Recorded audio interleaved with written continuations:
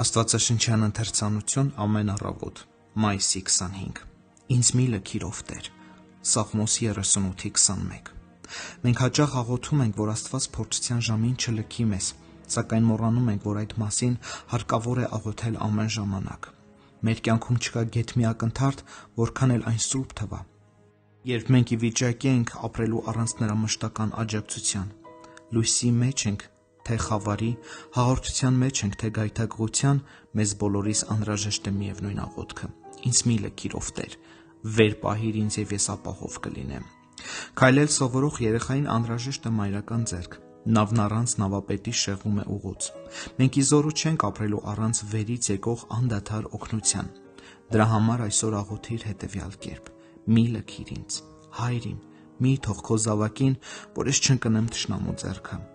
Հովիվ, մի լքիր քո գառնուկին, որ նա ետ չմնա հոտից։ Մեծ խաղաղագործ, մի թող քո բույսը, որ այն չթորշնի ու չմահանա։ Մի լքիր ինձ Տեր, ոչ հիմա, ոչ կյանքիս որևէ պահի։ Մի լքիր ինձ ուրախության մեջ, որպեսզի այն չտիրի իմ սրտին։ Մի լքիր ինձ վշտի մեջ, որպեսզի քո դեմ չտրտնջամ։ Մի լքիր ինձ ապաշխարության օրը, որ չկորցնեմ հույսս ու չընկնեմ հուսալուքության գիրկը։ Մի լքիր ինձ ամենաուժեղ հավատիս օրը, որպեսզի այն չվերածվի ենթադրության։ Մի լքիր ինձ, քանի որ առանց քեզ ես տկար եմ, իսկ քեզ հետ ուժեղ։ Մի լքիր ինձ, քանի որ ճանապարհը վտանգավոր է և ես առանց քո առաջնորդության գլուխ չեմ հանի։ Հավն իր ճուտիկներին չի լքում, քո փետուրներով պահիր ինձ, և քո թևերի ներքո ես կգտնեմ իմ ապաստանը։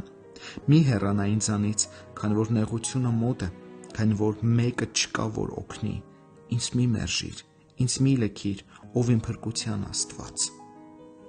Աստված իմ, թող որ սրտում յուրաքանչյուր հոգին քո հավիտենական գտնի խաղաղություն, որ սիրտը դառնա տաճարը քո սուրբ, քեզ միշտ արժանի անբիծ ու մաքուր։